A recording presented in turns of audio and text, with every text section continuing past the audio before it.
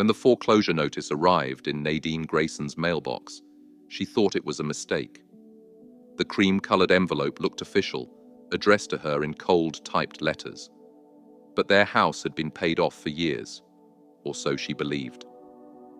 As her trembling fingers tore open the seal, the world she thought she knew began to crumble. Her husband of 43 years was barely cold in his grave, and now this. The words swam before her eyes. Notice of foreclosure. But how could they foreclose on a home that was fully paid for? Nadine sat with the foreclosure notice, trembling in her hands. Had anyone else been blindsided like this before? How many other widows had opened envelopes that shattered their sense of security in an instant? What Nadine would discover in the coming weeks would shake the very foundation of her marriage, her memories, and the quiet retirement she had planned. The truth was hiding in plain sight, buried in documents her husband had signed years ago. A secret he took to his grave. The morning Richard died started like any other Tuesday. Nadine woke at 6:30, the same time she'd risen for decades, even years after retirement. The habit was ingrained now. She prepared coffee the way Richard liked it, strong, with just a splash of cream. She heard him shuffling in the bathroom, his morning routine as predictable as the sunrise. When the thud came, she didn't recognize it at first. It wasn't until the silence stretched too long that worry crept in. She found him on the bathroom floor, his eyes staring at nothing, his coffee cooling on the nightstand. The paramedics said it was instantaneous, an aneurysm. He wouldn't have felt a thing, they told her, as if that was supposed to bring comfort. How could anything comfort the sudden absence of a person who had occupied the center of her world for over 4 decades? The man who held her hand through 3 miscarriages before they had their son. The man who danced with her in the kitchen when arthritis made her joints ache too much for proper dancing. The man who knew how she liked her toast, always cut diagonally, never straight across. The funeral passed in a blur. Their son Michael flew in from Seattle with his wife and children. Friends brought casseroles that filled the refrigerator, food she couldn't bring herself to eat. The house felt cavernous, each room echoing with memories. She slept on the couch those first few nights, unable to face their empty bed. "Mom, you need to eat something," Michael would say, his face etched with concern. But food had lost its taste, sleep had lost its peace, and time had lost its meaning. Days blended together, marked only by the gradual departure of visitors, the dwindling of phone calls, the slow return to a world that expected her to function despite the gaping hole in her chest. It was 6 weeks after the funeral when the letter arrived. 6 weeks of learning to navigate a world without Richard. 6 weeks of discovering all the little things he had managed without ever telling her. The way he always changed the furnace filter, how he kept track of when to rotate the tires, the fact that he was the one who remembered to water the ficus in the corner of the living room. 6 weeks of crying in the shower so Michael wouldn't hear during his visits, of rehearsing how to say "I'm fine," convincingly enough that people would stop asking. The foreclosure notice cut through the fog of grief like a knife. Confusion came first. Surely this was a mistake, a piece of mail meant for someone else. But there was her name, alongside Richard's, on the official letterhead from Eastern Horizon Mortgage Services. The letter referenced a reverse mortgage agreement, signed 3 years prior, terms that were now in default following the death of the primary borrower. Nadine's hands shook as she read the words over and over. A reverse mortgage on their home, the home they'd proudly paid off 15 years ago after decades of careful saving and sacrifice. The home where they'd raised Michael, where they'd hosted 30 Thanksgiving dinners, where Richard had built the oak china cabinet that stood in their dining room. That home was now not theirs. She called Michael immediately, her voice cracking as she tried to explain what she didn't understand herself. He caught the next flight out.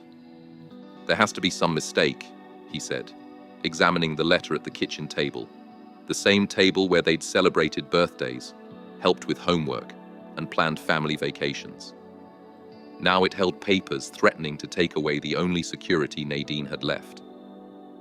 The following Monday, they sat in the office of Eastern Horizon Mortgage Services, the sterile environment a stark contrast to the warm home they were discussing.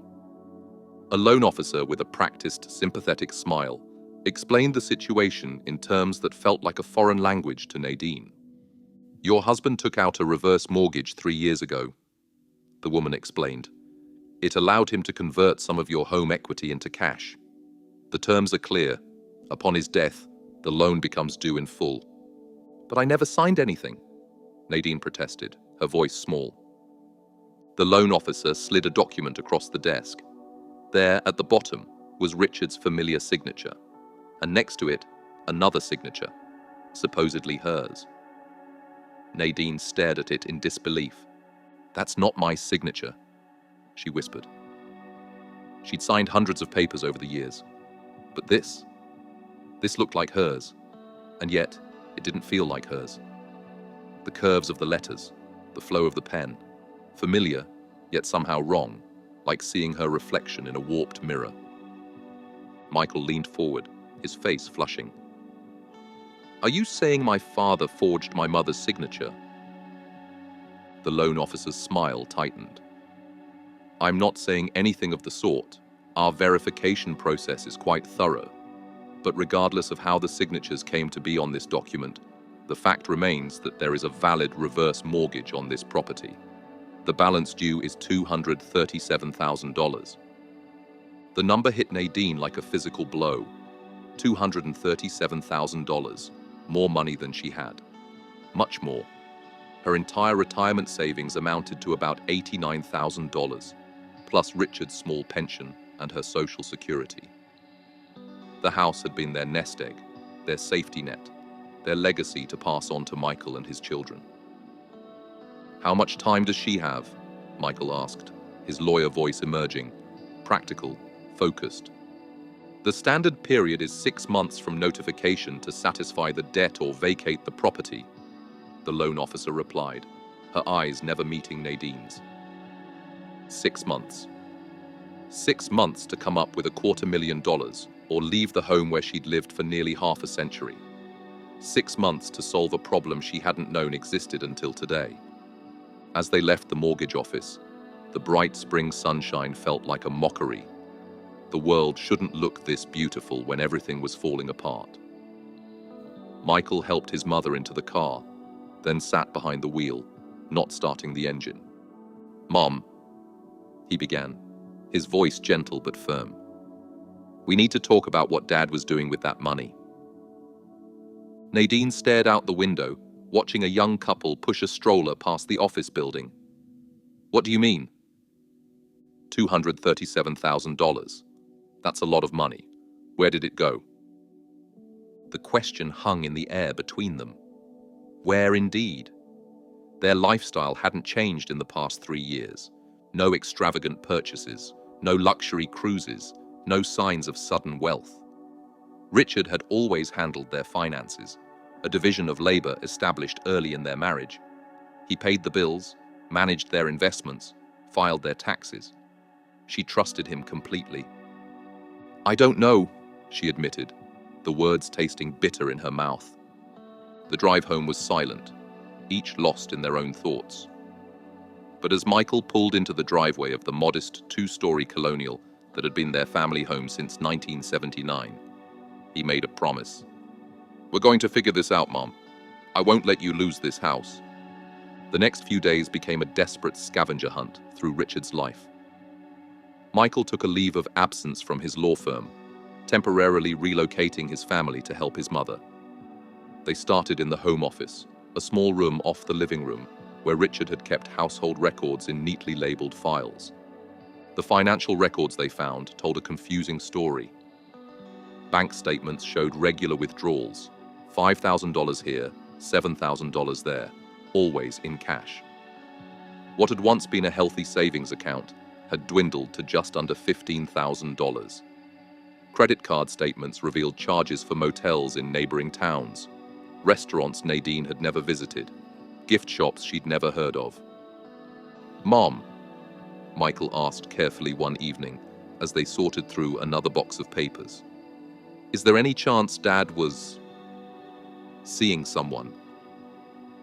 The question shouldn't have surprised her, given the evidence before them, but it did. Richard, unfaithful. The very idea seemed absurd. Richard, who brought her wildflowers from his walks. Richard, who still called her his bride on their anniversary. Richard, who held her hand during every movie they watched together on the couch. "No," she said firmly. "Whatever was happening, it wasn't that." Michael didn't press the issue, but she could see the doubt in his eyes. The same doubt that was beginning to creep into her own heart, despite her protestations. The breakthrough came 3 days later, hidden in a shoebox at the back of their closet. Receipts from a casino about an hour's drive away. Dozens of them, dating back almost 4 years. Some showed winnings, $3,000 here, $5,000 there, but most showed losses, substantial losses. "He was gambling," Michael said quietly, spreading the receipts across the bed. All this time, Nadine sank onto the edge of the mattress, the weight of this new betrayal heavy on her shoulders. Richard had always been so responsible, so careful with money. He'd worked as an accountant for 40 years before retirement, priding himself on his financial acumen. How could he have done this? How could he have risked their security, their home? More importantly, how could he have kept such a significant secret from her? The reverse mortgage, the gambling, these weren't small indiscretions. These were life-altering decisions made without her knowledge or consent. "Why didn't he tell me?" she whispered, more to herself than to Michael. "We could have faced it together, whatever it was that drove him to this." But nothing could have prepared her for what Richard's oldest friend was about to reveal. A conversation that would change everything she thought she knew about the man she'd married. Michael had no answers, only more questions. Was it addiction? Had there been some major financial setback they didn't know about that started this spiral? Was it the boredom of retirement, the search for excitement? Or something darker, depression, cognitive decline that they'd missed? They would never know. Richard had taken these answers with him, leaving behind only the consequences of his actions. The next morning, Nadine woke early.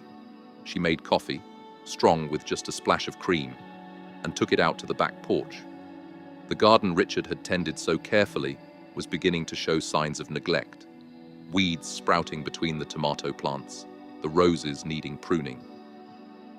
Another task she would have to learn to do without him. It was while sitting on the porch that afternoon that James Wilkins, Richard's friend of over 50 years, came to visit. His face was drawn, his steps hesitant as he approached. "Nadine," he said, settling heavily into the chair beside her. "There's something about Richard I need to tell you. Something I promised him I'd never share, but given what's happened..." He paused, his gaze fixed on the garden. The gambling didn't start 3 years ago. It started 20 years ago. The revelation hit her like a physical blow. 20 years, while they were still working, while they were planning for retirement. There were times he nearly lost everything. James continued, his voice low. He'd stopped for months, sometimes years. I thought he'd beaten it for good until he called me 3 years ago, desperate for money he couldn't explain to you. "Why didn't you tell me?" Nadine asked, her voice barely above a whisper. James's eyes, when they finally met hers, were filled with regret. "He swore it was under control. He said he'd found a solution that wouldn't affect your future. I believed him." He shook his head slowly. "I'm so sorry, Nadine. I should have known better." As she watched the sun rise over the maple tree they'd planted the year Michael was born, a cold clarity settled over her. This was her reality now. Her husband was gone. Her home was in jeopardy. The life she thought they'd built together had been partially a facade, hiding secrets she was only now discovering. She had two choices: collapse under the weight of these betrayals, or find a way forward. When Michael joined her on the porch an hour later, she was ready. "We need to find a lawyer," she said. "Someone who specializes in elder law. I want to know if that signature is enough to invalidate the mortgage." Michael nodded. "I've already made some calls. There's a woman in town who comes highly recommended. We have an appointment tomorrow." "Good. And I need to understand all our financial accounts, every pension, every investment, every insurance policy. No more surprises." "I'll help you with that." Nadine took a deep breath. "And I think I should get a job." Michael looked startled. "Mom, you're 71. You don't need—" "I need to feel useful," she interrupted. "I need income, and I need to get out of this house sometimes, with its ghosts and its memories." She paused. "The library is looking for part-time help. I saw it in the newsletter last month." The meeting with the elder law attorney, Diana Rossi, brought mixed news. The forged signature was problematic and potentially grounds for legal action, but litigation would be expensive and time-consuming, with no guarantee of success. "The mortgage company will fight this," Diana explained. "They have the money and the resources for a long legal battle.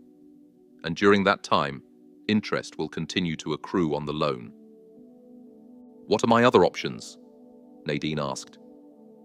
"You could try to refinance, but with your income level, that would be difficult. You could sell the house, pay off the reverse mortgage, and use whatever equity remains to find a new place to live." Diana hesitated before adding, "Or you could let the foreclosure proceed and move in with family." Nadine felt Michael stiffen beside her at this last suggestion. They hadn't discussed it, but she knew he would offer if it came to that. His home in Seattle was spacious. His children would welcome their grandmother.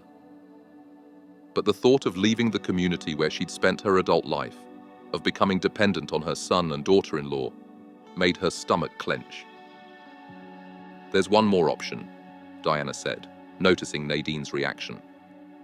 "You could try to negotiate a deed in lieu of foreclosure. Essentially, you voluntarily give the house back to the lender, which saves them the cost of foreclosure proceedings. In return, they might be willing to offer some financial consideration or more favorable move-out terms." "So I lose the house either way?" Nadine said flatly. Diana's expression was sympathetic but realistic. "Unless you can come up with $237,000 in the next 5 months, yes. The question is, how much control you want to have over the process, and what you can salvage from the situation." Nadine got the job at the library. 3 days a week, 4 hours a day, reshelving books and helping with the children's reading hour. The pay was minimal, barely making a dent in their financial needs, but it gave her purpose, structure, and most importantly, community. It was at the library that she met Helen Martins, a widow 5 years her senior who volunteered twice a week. Helen listened to Nadine's story over coffee after their shift one day, her weathered face showing no judgment, only understanding. "My Harold did something similar," Helen confessed. "Not gambling, but investments. Secret investments that lost nearly everything. I found out when the property tax bill came due and there was no money to pay it." "How did you handle it?" Nadine asked, desperate for guidance from someone who had walked this path. Helen's smile was sad but resolute. "One day at a time. I sold the house, our home of 38 years, and moved into the senior apartments over on Elm Street. It wasn't what I had planned for my retirement, but it's not so bad. I made new friends, found new routines." "Were you angry with him?" "Furious," Helen admitted. "For months I was so angry I could barely speak his name. Here was this man I thought I knew everything about, who'd kept such significant secrets, who'd made choices that affected my future without consulting me." She stirred her coffee thoughtfully. But grief and anger are exhausting roommates. Eventually, I had to decide whether to let bitterness define the rest of my life, or to find a way to forgive him, despite never getting the answers I deserved. Nadine thought about this conversation often in the weeks that followed, as they navigated the complex terrain of their new reality. Michael found a financial advisor who helped them unravel Richard's tangled affairs. They discovered a life insurance policy that would provide $50,000, not enough to save the house, but enough to give Nadine a financial cushion. They found retirement accounts that had somehow escaped Richard's gambling habit, small but not insignificant sums that could help secure Nadine's future. The most difficult day came when they had to decide what to do about the house. After countless discussions, sleepless nights, and consultations with experts, they decided to pursue the deed in lieu of foreclosure. It was the option that offered the most dignity, the most control over an uncontrollable situation. The mortgage company agreed to give Nadine 3 months to vacate the property and a modest cash settlement of $10,000, what they called relocation assistance. It felt like a pittance for the home that held her life's memories, but it was better than nothing. The process of dismantling a life built over decades was both physically and emotionally exhausting. Each item in the house had to be sorted: keep, sell, donate, discard. Each decision a small grief, a letting go. The dining room table where they'd shared thousands of meals, too large for any apartment Nadine could afford. The china cabinet Richard had built, too precious to sell, but Michael had no room for it in Seattle. The garden tools, the holiday decorations, the books that lined the shelves, each requiring a judgment, each carrying the weight of memory. "We should have a yard sale," Michael suggested one evening as they surveyed the living room, still full of furniture, despite weeks of sorting. Nadine nodded, though the thought of strangers picking through their possessions made her chest tight. But what choice did they have? She couldn't take everything with her, and they needed the money. The yard sale was scheduled for a Saturday in July, exactly 4 months after Richard's death. They advertised in the local paper and online, highlighting some of the nicer pieces: the maple dresser, the antique lamps, the complete set of Encyclopedia Britannica that had been Richard's pride and joy, though it had sat unused for years. Nadine couldn't bear to watch as people arrived, examining their treasures with critical eyes, offering far less than items were worth. She retreated to the back porch, leaving Michael to handle the transactions. From there, she could hear the murmur of voices, the haggling, the sound of their life being dismantled piece by piece. "Mrs. Grayson?" The voice startled her. She turned to find Eliza Wong, her next-door neighbor for the past 12 years, standing at the edge of the porch. "I heard you're moving," Eliza said, her expression concerned. "Is everything all right?" The simple question broke something in Nadine. Before she knew it, she was telling Eliza everything: the reverse mortgage, the gambling, the foreclosure, all the secrets and shame she'd been carrying these past months. Instead of the pity or judgment Nadine feared, Eliza's face showed only compassion and recognition. "You're not alone in this," Eliza said quietly when Nadine finished. "My sister went through something very similar when her husband died. And I know at least 2 other women in our church group who discovered financial secrets after their spouses passed." That afternoon, Eliza brought Nadine to her weekly coffee meeting with friends. 5 women, all over 65, all widowed. As Nadine shared her story again, she saw each woman nodding in understanding. One had discovered credit card debt. Another, a second family her husband had been supporting for years. A third, investment losses her husband had hidden out of shame. "They call us the widow detectives," joked Margaret, the eldest at 82. "Always piecing together the mysteries our husbands left behind." "How do you not stay angry?" Nadine asked them. How do you reconcile the man you loved with the secrets he kept? The women exchanged glances, a silent communication born of shared experience. You don't reconcile it, said Jean, whose husband's secret debt had forced her to return to work at 68. You accept that both things can be true at once. He loved you. He also kept secrets that hurt you. People are complicated, marriages even more so. And you find a way forward, added Margaret. Not the life you planned, but perhaps a life with unexpected joys nonetheless. In the weeks that followed, these women became Nadine's lifeline. They helped her find an affordable one-bedroom apartment in a senior community not far from the library. They connected her with resources she hadn't known existed. Financial counseling specifically for widows, support groups, even a furniture bank where she could find pieces to furnish her new home at minimal cost. Most importantly, they showed her that there was life after betrayal, after loss, after starting over. They had all rebuilt their lives in ways large and small. They had found strength they didn't know they possessed. The final day in the house arrived too quickly. The moving truck had come and gone, taking the few pieces of furniture Nadine had kept to her new apartment. Michael and his family had returned to Seattle, promising to visit for Thanksgiving, though it wouldn't be in the house where they'd celebrated for decades. Nadine walked through the empty rooms one last time. Here was the spot where the Christmas tree had stood each year.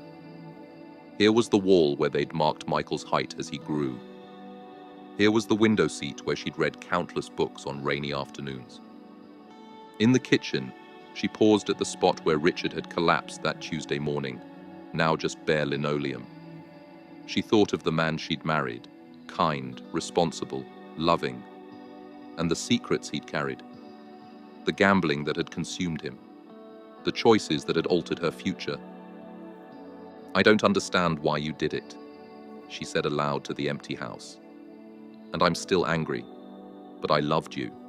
I still love you, and I'm going to be okay. She locked the door for the last time and left the key in the lockbox for the mortgage company.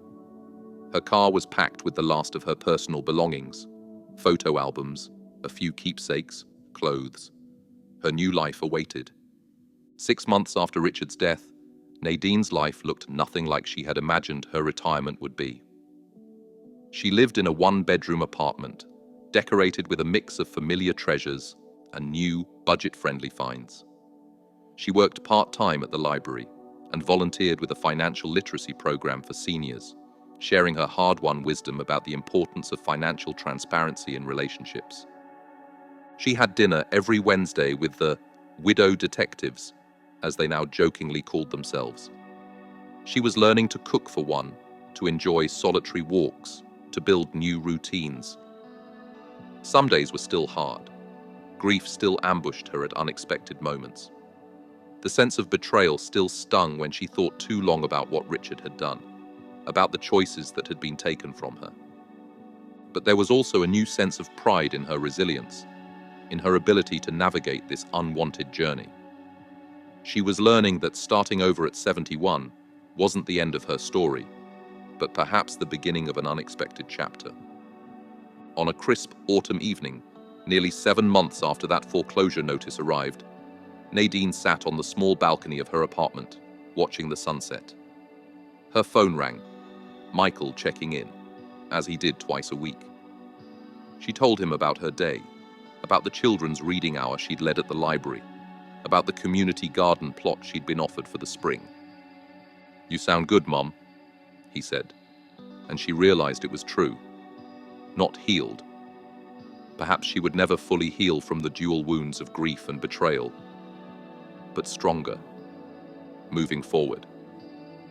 After they hung up, she sat a while longer as twilight deepened, thinking about the lessons of the past months, about trust and betrayal, about the secrets people keep, even from those they love most, about resilience and community and finding strength in unexpected places. For those watching who might be facing similar circumstances, know this. A reverse mortgage can be a legitimate financial tool when used properly and transparently. But it should never be a secret between spouses. As financial counselor Rebecca Winters often tells her clients, financial decisions that affect both partners must be made by both partners. Secrets about money are as damaging to a relationship as any other form of betrayal. The red flags in Richard's behavior were subtle but present. His insistence on handling all financial matters, his reluctance to discuss their financial situation in detail, his occasional unexplained absences. Had Nadine recognized these signs earlier, perhaps their story would have ended differently. If you're watching this and something about your financial situation feels unclear or concerning, don't wait for a crisis to seek clarity. Ask questions. Request transparency. Insist on being an equal partner in decisions that affect your future. And if, like Nadine, you find yourself dealing with the aftermath of financial betrayal, remember that you are not alone. Reach out to professionals who can help navigate the legal and financial complexities, and to others who have walked this path before you. How many of you watching have discovered financial secrets after losing a spouse? Or perhaps you've had to rebuild your life after financial betrayal. Share your story in the comments below if you've experienced something similar or want to warn others about the risks of reverse mortgages and financial secrecy. Your experience might be the lifeline someone else needs right now. Because while Nadine's story began with betrayal and loss, it didn't end there. It continued with courage, community, and the quiet strength of a woman who discovered that even at 71, it's never too late to reclaim your power and build a new life. If you found value in Nadine's journey, please subscribe to Goldprint for more real-life stories about retirement, financial betrayal, and legacy. Every week, we share stories that might just save someone from making a costly mistake or help them find their way forward after financial trauma. Subscribe now and join our community of survivors and thrivers.